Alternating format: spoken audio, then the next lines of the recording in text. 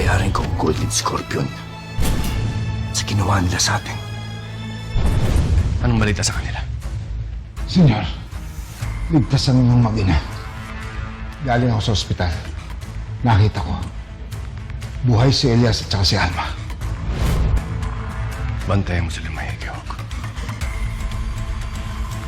Oras na para gawin ko ang plano ko. Ama, ano po ba binabalak? Papatayin ko tong si Hilda at ibibintang kay Elias para magpatayan na ang mag-amang si Edgardo at Elias.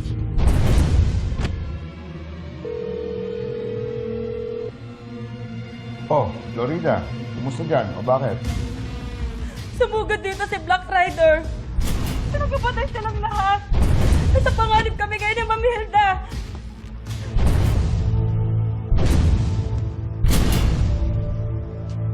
Baka naman pwede mo nang ibaba yung baril.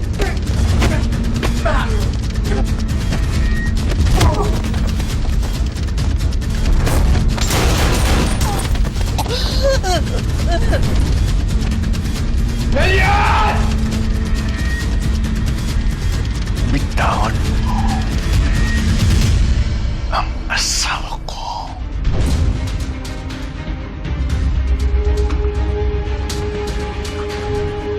Kung galit ka sa akin, sana ako ang hinarap mo. Ricardo, makinig ka sa akin, ha? Hindi ako pumatay sa asawa mo. Wala akong kinalaman rito.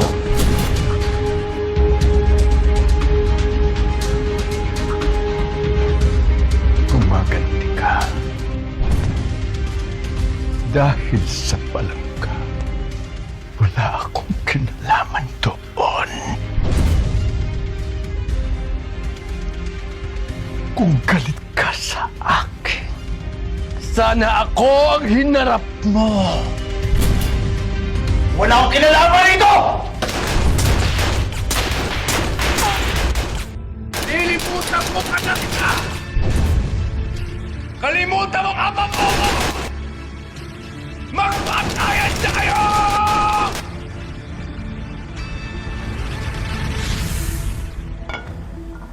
Di pa rin ako makapaniwalang wala na si Calvin. Di sana kung dumating tayo agad at naka-rest back, hindi mangyari sa kanya to eh. Hindi sana mangyayari to kung hindi niya hinamon ng duelo sa Elias. Kung hinintay na lang muna niya si Senyor na magdesisyon kung sino ang pipiliin niya maging leader ng Golden Scorpion sa kanilang dalawa. Total, wala pa rin namang alam si Senyor. Sa mata niya, anak niya pa rin si Calvin. Sinasabi mo, anong hindi pa nalalaman ni Senyor? Sa tropa natin, ako lang nakakaalam nito. Nangako ko noon kay Calvin na hindi ko sasabihin to sa iba. Pero wala na naman siya. Huwag mo na lang sasabihin sa iba. Hindi totoo ang anak ni Senyor si Calvin. Walang kaalam-alam si Senyor na nagpa-DNA test si Calvin. Hindi nag-match ang DNA nila.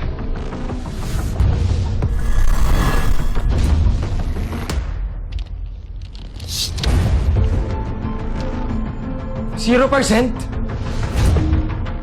Anong kalokohan to, Dok?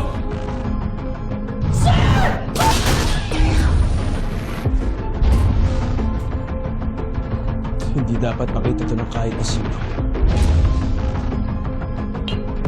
Matagal na tayo magkakilala, Uno. Kaya pinagkakatiwalaan kita.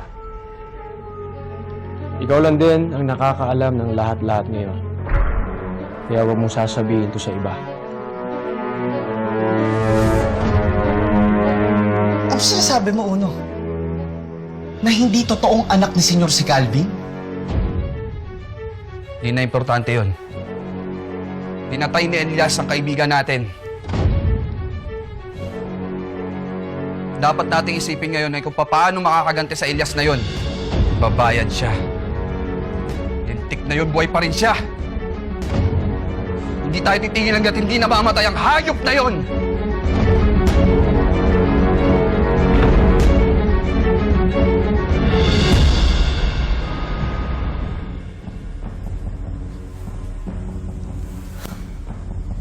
Kung sino man yung nag-set up sa'yo, Elias, isa lang yung pakay nun. Pag-awayin kayo mag-ama. At nagtagumpay siya.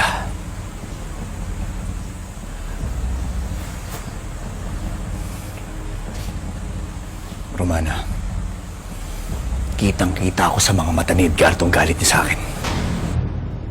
At hindi ka na niya lulubayan. Kilala ko magalit sa Edgardo. At alam ko kung gaano kahalaga sa kanya si Hilda. Kung hindi mo lalabanan yung tatay mo, ikaw yung papatay niya. Hindi ako papayag, Romana. Malaki ang utang sa akin ng Golden Scorpion. At panahon na para magbayad sila. Kailangan ko mahanap ang kuta nila, Romana.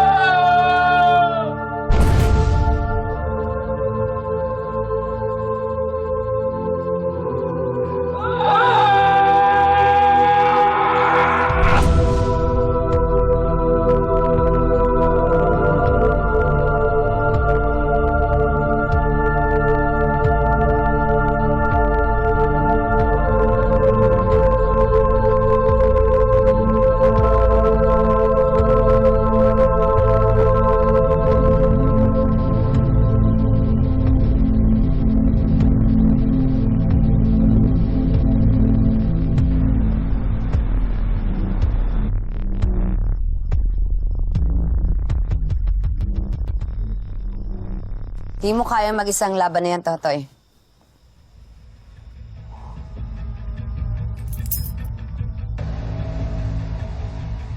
Pero hindi pwedeng wala akong gawin. Dinamay ni Edgardo ang lahat ng mga tagapalangka. Kaya magbabayad ng demonyo ang tatay ko sa lahat ng kasalanan na ginawa niya. Yes. Naiintindihan kita. Pero hawak ni Edgardo ang buong puwersa ng mga sindikato. Kailangan natin maging matalino. Hindi tayo pwede magpadalos-dalos. Kailangan ko sila mahanap. Saan ko sila matatagpuan, Romana? Meron silang tinatawag na Isla Alakdan. Pag-aari yun ni Edgardo. At sigurado ako na dun sila nagtatago. Isla? Nasaan naman ang isla na yan? Hindi ko alam. Bilang lang ang nakatapak sa islang yan. At dahil noon pa walang tiwala sa akin si Edgardo, hindi niya ako hinayaang makatapak dun. Pero meron akong kilalang pwedeng tumulong sa atin. Sino? Si Tiagong Dulas. Tiagong Dulas? Tiagong Dulas. Yun yung bansag sa kanya. Hindi ko na siya inabutan nang pumasok ako sa grupo. Pero bukang bibig siya ng lahat. Siya lang ang tanging miyembro na nakatakas at nakaalis ng buhay sa grupo. Sigurado ako, alam niya kung nasa ng isla Alakdan. Kung ganun, kailangan ko matunton ng tiyagong dulas na yan. Sasama ako. Laban ko rin to. Paano si Bunjoy? Hindi ako titigilan ni Edgardo. Sigurado ako na ako at ang anak ko na ang isusunod niyang ipapatay. Sagad sa butong kasamaan ng Golden Scorpion na yan. Alang-alang sa anak ko, tutulong akong pabagsakin ng grupong yan. Tulad mo, Totoy, malaki din ang utang nila sa akin.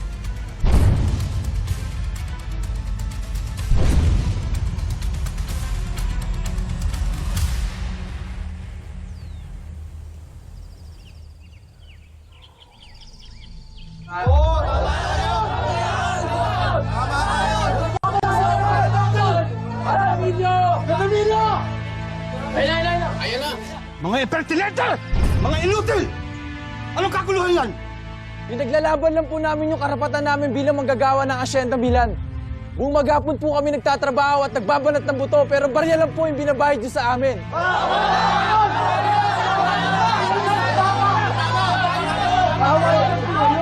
Ilang dekada na kami nagsisilbi sa asyenda. Manong Emilio. Pero hindi tumataas ang sweldo namin. Anong sinabi mo? Hindi tumataas ang sweldo namin. Mas maghintay ka dyan! Kaya matakot, Kaya matakot. Sama-sama tayo lalaban mga kasama. Ibigay sa atin yung sapat. Anong sinabi mo? Ulitin mo sinabi mo! Ulitin mo sinabi mo! Hindi po tumataas ang sweldo namin. Hindi tumataas. Opo, tama yan! Ilos! Hey, tabi! Tabi, tabi! Tabi! Huwag niyo naman po kami saktan. Mawa kayo! Mga anak at apo namin nagtatrabaho dito sa asyenda.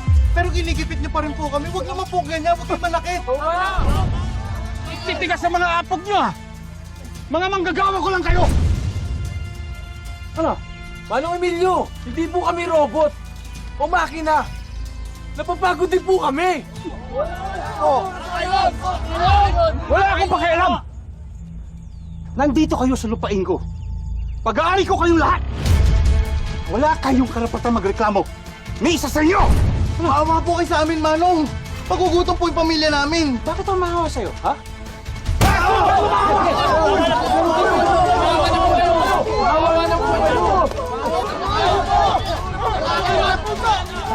Sino gusto trasya? Kunin mo yan!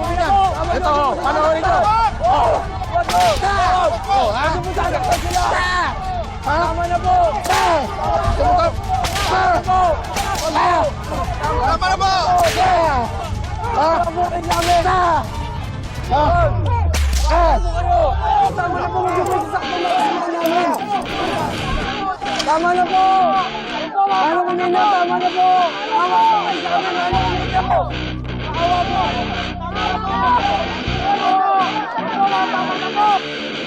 Wala kayo magnanakaw! Manong Emilio, may magnanakaw!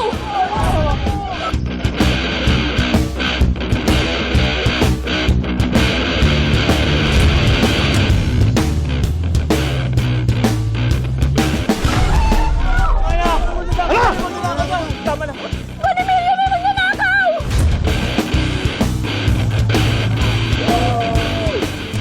Emilio! Salamat, ha! Ito, sukli! Halika na!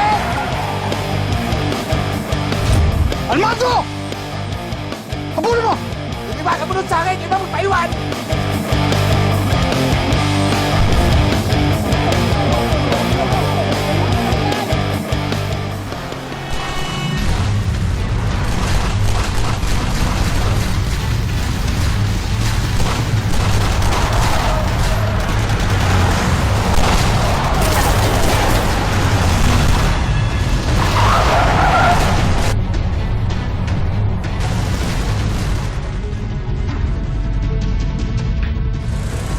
Nicolas, wala na ba yung pilis sa sakya mo?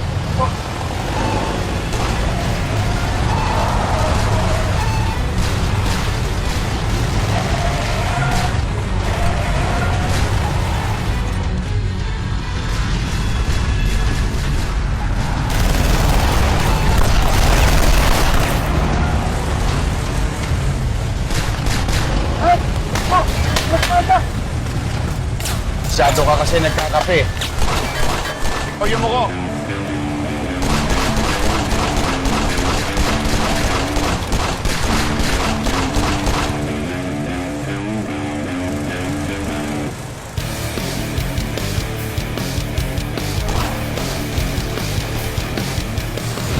Galing kay Emilio yun!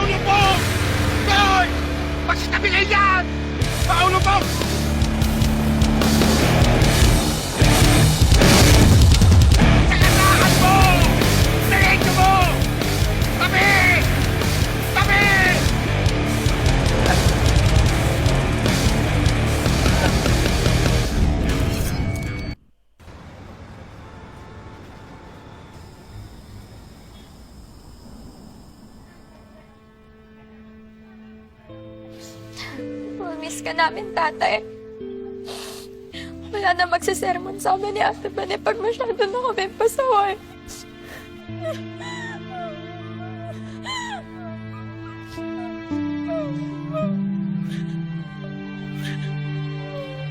Meron ka pa nga, Ate Bane.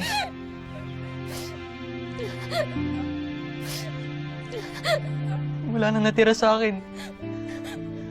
Ako na lang mag-isa sa buhay. Hindi man ako ang nakagisnan niya magkulang, pero kung kailangan niya ng nanay, andito lang ako. Andiyan ang Kuya Elias niyo. Yan si Apple Pie, si Cherry Pie. Hindi man tayo magkakadugo. Isang pamilya tayo.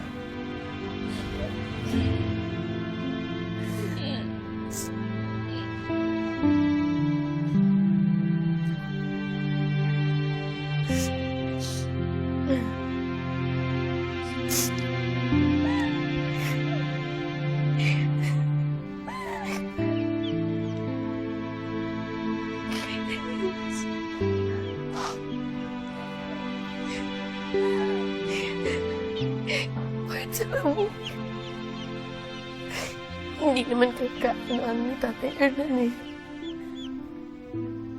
Tinatan niya kami tulin yung mga anak.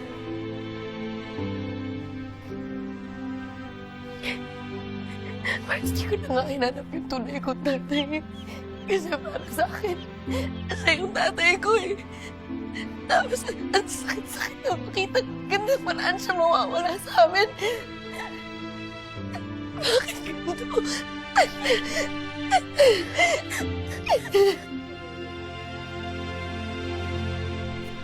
Imbis na yung nangyari mo eh. Kesa ang patagal mo ang lolo mo. Dahil lahat tayo nandirito. Lalaban tayo sa hostisya.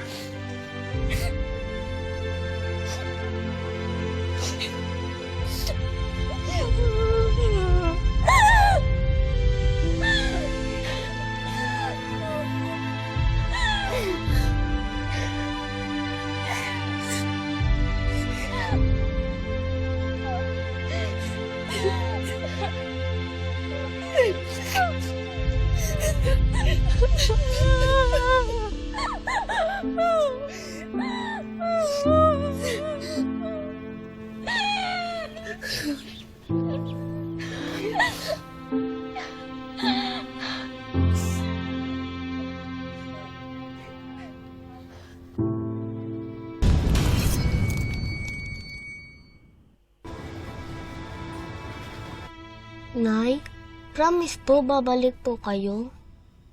Di po kayo mawawala ng matagal? Anak, promise. Babalik ako. Meron lang kaming kailangang ayusin ni Kuya Elias mo. Pagkatapos nun, hindi na tayo magkakahiwalay. Promise yan.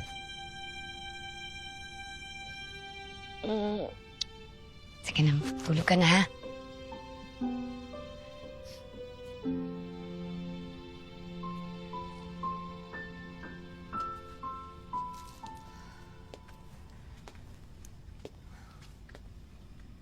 Alam mo na ka nang gagawin mo. Ilayo mo si Bonjoy. Magtago kayo mabuti. Oo, Romana. Mag-iingat kayo.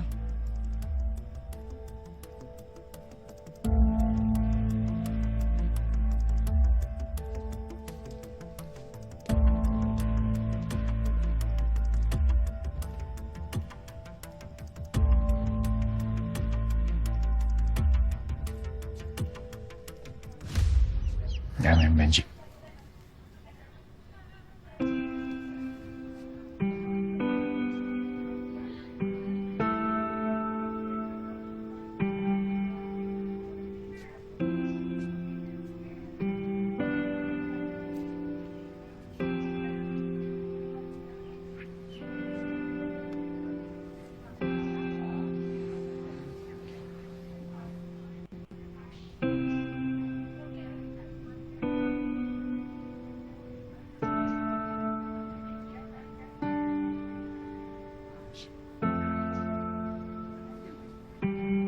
Naipatawarin niyo ako. Kung kailangan kong umalis nang hindi nagpapaalam sa'yo.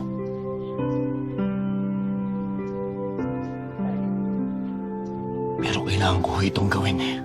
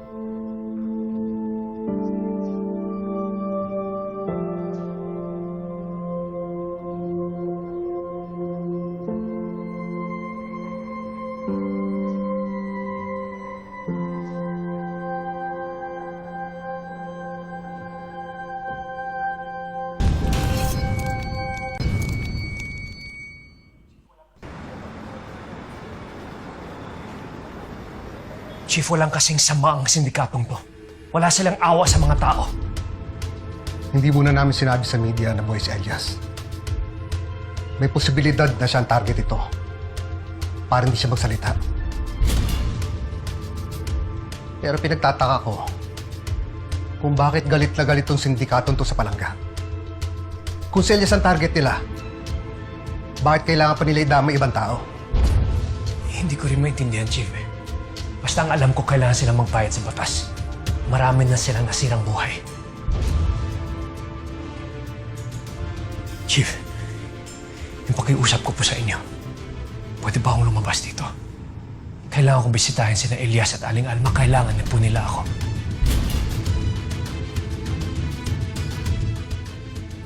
Susubukan kung magagawa ko.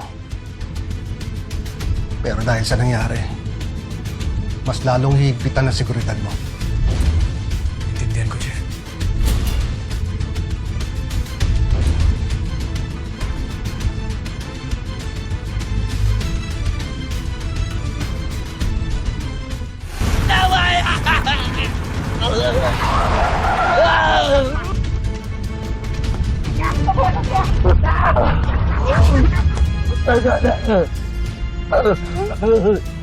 Sasalita ka na?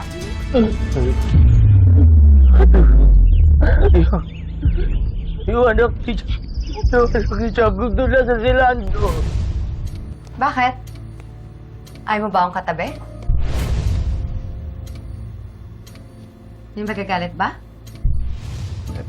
Wala naman.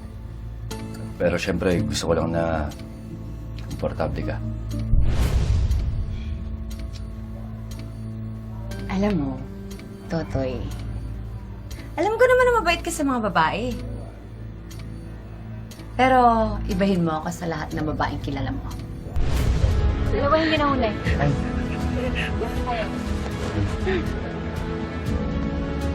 Ate, konting tulong na po. Ito, para sa inyo.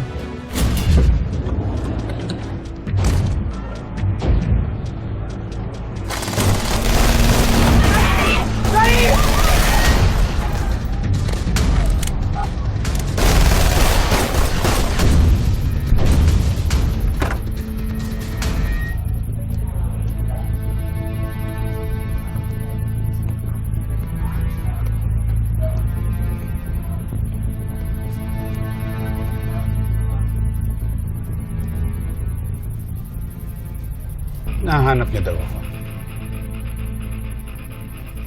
Bakit niyo alam sa sindikato?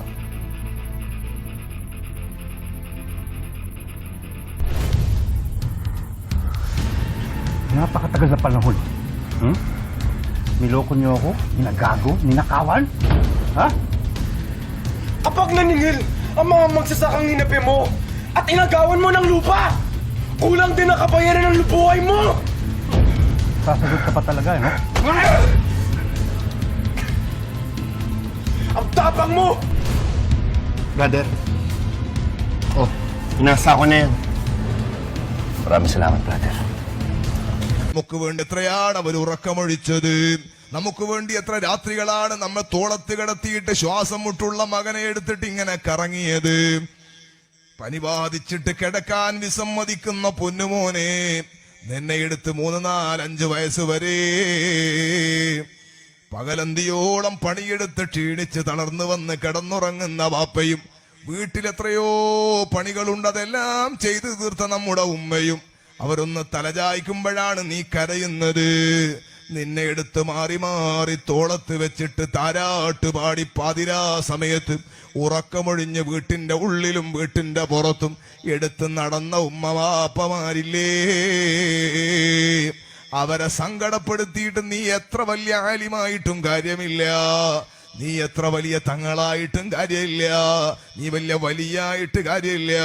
എല്ലാ പള്ളിക്കും എല്ലാ സ്ഥാപനത്തിനും വലിയ സ്വതക്ക ചെയ്യുന്ന വലിയ പണക്കാരനായിട്ടും സാധ്യം നിനക്കൊരു ഖൈറുമില്ല. കാരണം എന്തേ? നാളെ ആഖിറത്തിലെത്തിയാൽ മോനെ സ്വർഗത്തിന്റെ അടുക്കലേക്ക് നിനക്ക് പോകാ, പക്ഷെ ഉള്ളിൽ കടക്കണോ, ചാവി ഉമ്മന്റെ കയ്യിലാണ് കേട്ടോ. അൽ ജന്നത്തു തഹ്ത അഖ്ദാമിൽ ഉമ്മഹാത്ത്, ഉമ്മന്റെ കാലിന്റെ കീഴിലാണ് സ്വർഗമുള്ളത്, ബാപ്പന്റെ പൊരുത്തത്തിലാണ് സ്വർഗമുള്ളത്. അവരെ സങ്കടപ്പെടുത്തുന്നവർക്ക് സ്വർഗപ്രവേശനമില്ല, അവരെ സങ്കടപ്പെടുത്തുന്നവർക്ക് അല്ലാഹുവിന്റെ റഹ്മത്തിന്റെ നോട്ടമില്ല. മുഹമ്മദുർ റസൂലുള്ളാഹ്. അതുകൊണ്ട് കാര്യമായി എനിക്ക് ചെറുപ്പക്കാരികളോട് പറയാനുള്ളത്, ഉമ്മ ബാപ്പമാരെ സങ്കടപ്പെടുത്തുന്നവരുണ്ടോ, അവരുമ്മയോടും ബാപ്പയോടും പൊരുത്തപ്പെടിച്ചിട്ട് നന്നായിട്ടൊന്ന് ധാർപ്പിക്കണം. ഞാൻ